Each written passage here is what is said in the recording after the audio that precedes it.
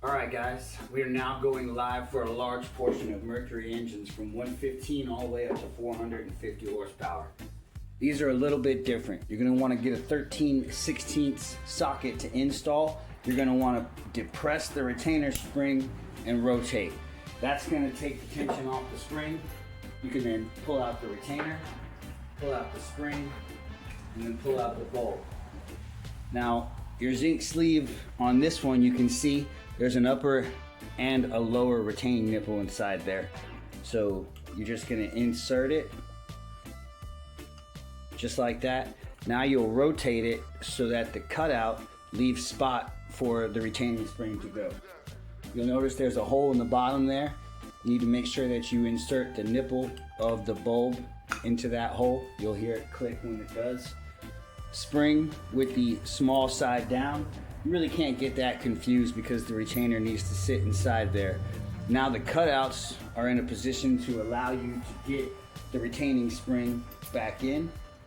You depress it and you rotate.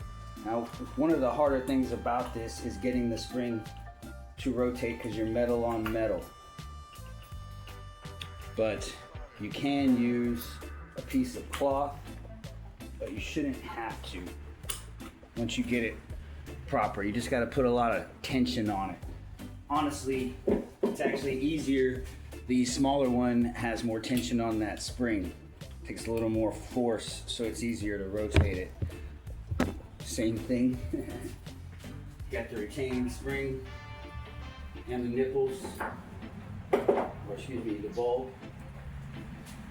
The retaining nipples that are in there are going to be only on the top, so it can't come out, not on the inside. So here, you just set that in like so, and then just push it in.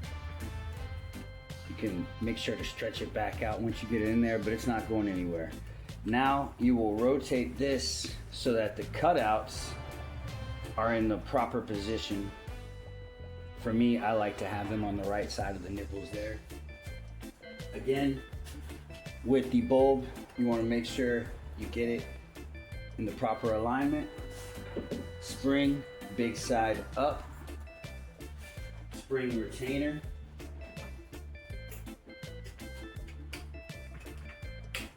And again, it's a little bit easier with the smaller spring because there's so much more tension. But now your zinc is installed, engine's not going to be corroding. So if you got a Mercury, visit waterdogoutboard.com and see if your part number falls into one of these. I will have the part numbers listed.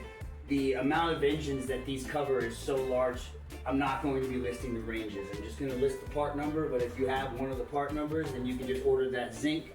And in the future, if people are having trouble installing these, we potentially may sell them installed, but I would rather not do that unless I have to. It just seems like some unnecessary work for me.